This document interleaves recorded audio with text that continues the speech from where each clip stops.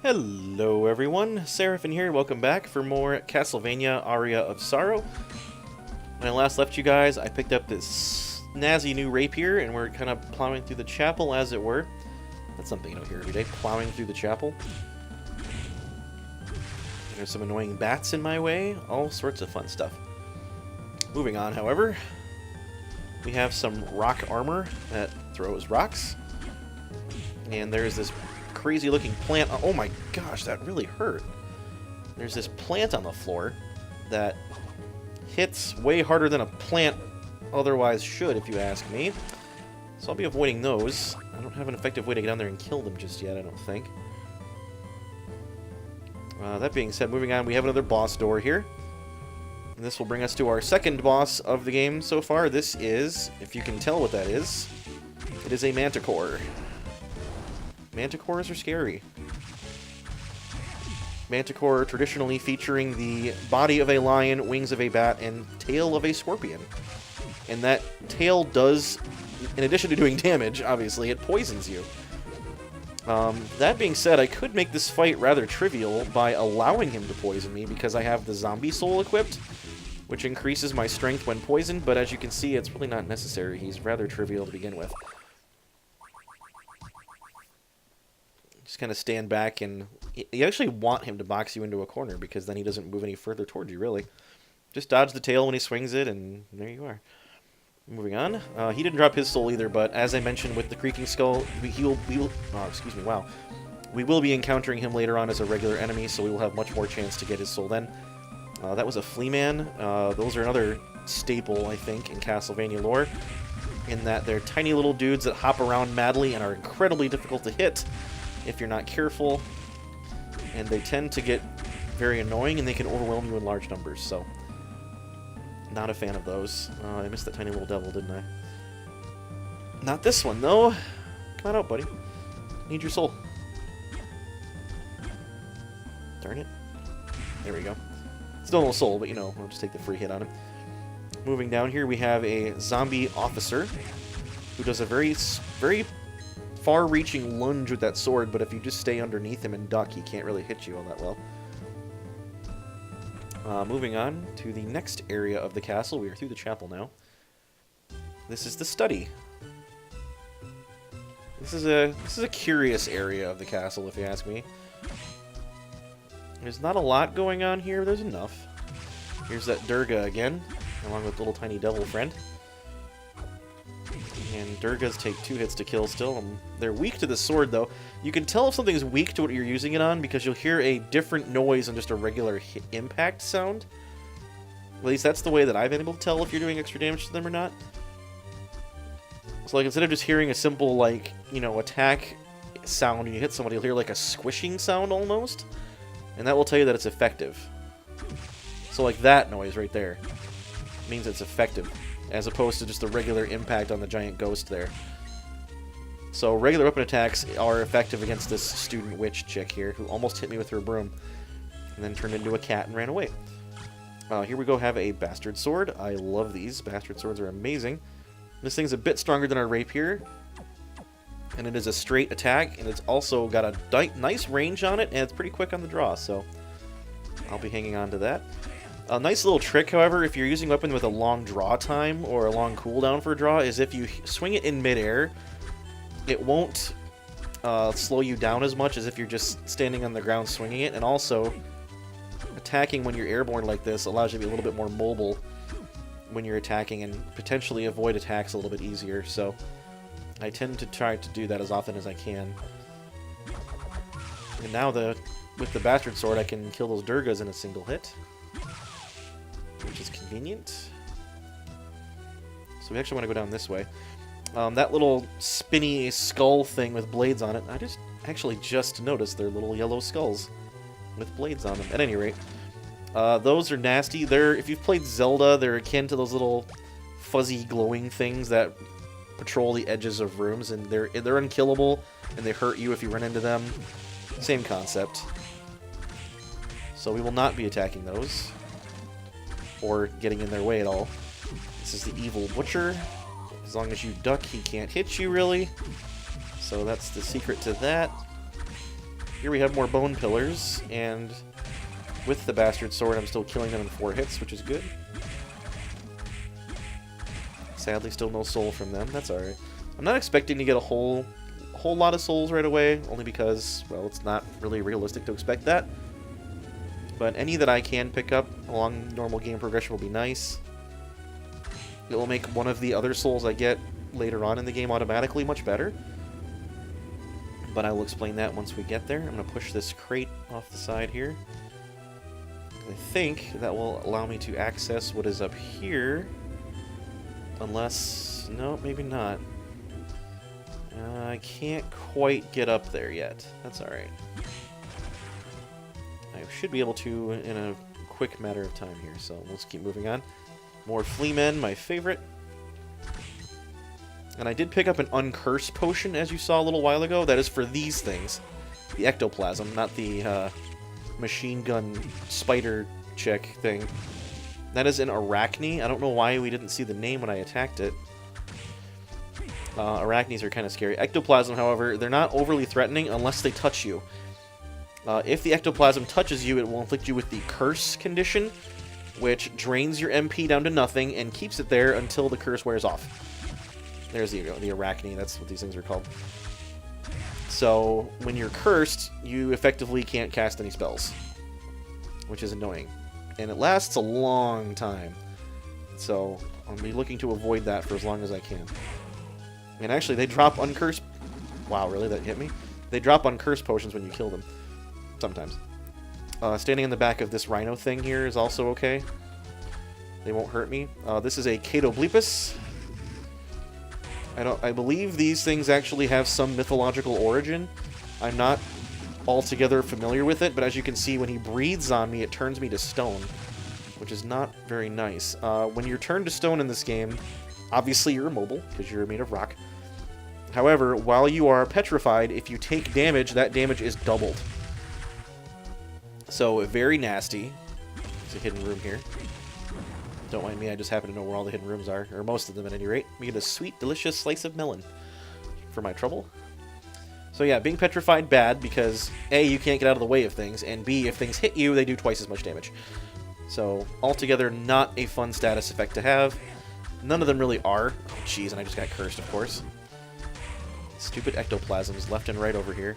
That being said, I wasn't all that concerned about being cursed right now, because I don't need the magic.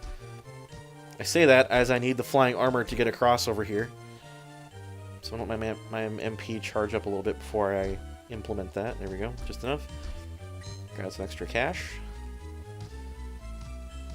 And there's the Catoblepus again. You'll see that giant heart that's trapped instead of money. That refilled my MP bar quite a bit.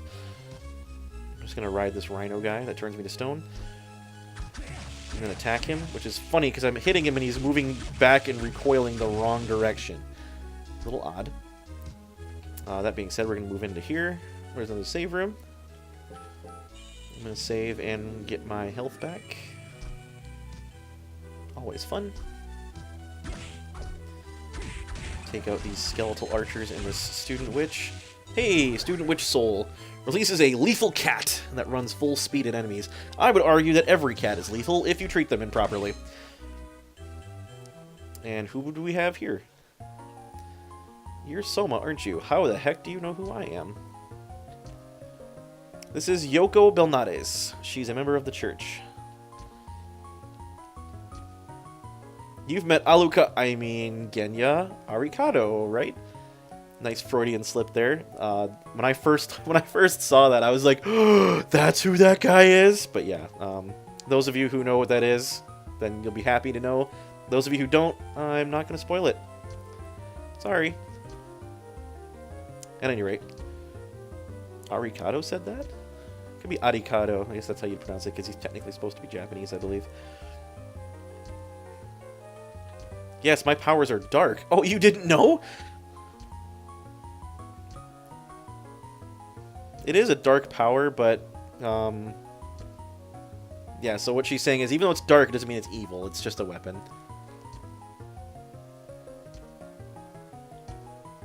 You've had it for all of 20 minutes. Like, how could you be losing your sense of self? You can't be having an existential crisis. in 20 minutes. I don't think it works that way. Have you met a man named Graham? Why, yes, I did. Be wary of him. I think he will inherit Dracula's powers. He didn't look like a bad guy. I've got a bridge to sell you.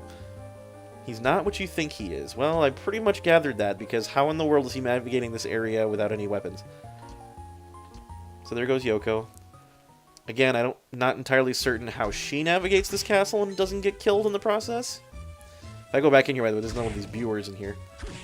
This is the best place to farm one if you want the soul, because it's the only thing in here and you can quickly enter and re-enter the room and whatnot. I'm not going to sit here and do that. I just wanted to show you. Another one of these Cato Bleepus suckers, and I'm going to kill that ectoplasm first because I don't like them. And now we have another guy coming after me. That is a Minotaur, as you're probably well aware. I think Minotaurs are pretty much in the... Ow! Minotaurs, I think, are one of the more mainstream mythological creatures. So people are generally familiar with what Minotaurs look like and are capable of, I think. Ow. Let's not be petrified and take a hit from my Minotaur axe. That would be bad. So that was a nasty little combination there. Minotaurs, they just have a really big axe and they hit really hard, so we'll be staying out of their way as much as possible. Here we have some cash. Cash is good. I like cash. It's something I never seem to have enough of. I know. Everybody, right? So here's a fun little puzzle here. Well, not really a puzzle, but... You can't go past this way. But if you're not facing the thing, he opens his mouth so you can go through. But if you turn around to go through, well, you can't. Because he's... And no matter how hard you try, he won't stay open when you turn around. So... What you gotta do, conveniently enough, is backdash into his face. And I will admit that it took a younger me far too long to figure that out. So I was not overly proud of that fact. Let's just say I wasn't exactly Sherlock Holmes in my youth. Nowadays I'm a little more perceptive about that kind of stuff, but here we go, this is fun. I get a whip sword. So if you wanted to play this game in the traditional fashion, in the Belmont whip-slinging fashion, this is how you would do it. With the whip sword. This is actually really fun to use. I like it a lot. So I'll probably be keeping on to it just for a little while at any rate. You'll see that it's got a little bit of a slowdown, in that it slows me down when I stop, or when I land. So it's got a little bit of a recoil to it. Not nearly as quick on the draw as a typical Belmont whip, I don't think. Well, maybe it's about the same. That being said, I can't twirl it around in place and deflect projectiles like the old school Simon Belmont could. But it's still fun, regardless. I'm going to keep on with it. And speaking of which, we're going to move on to another boss room here. This one's rather simple, actually. They all have been so far. This is the giant armor, or great armor, I should say. When you get close, he draws his sword. And the only way to hurt him, actually, is to get past his shield. You'll see if I just hit the edge of the shield, he guards against it and takes no damage. But this whip sword, conveniently enough, is specially designed to get through that shield. Or hit behind it at any rate. So, conveniently, they just gave me the best weapon to use against him a little bit ago. He does hit very hard, but as long as I stay out of his way, if I set my crouch right in the right place, his sword won't hit me.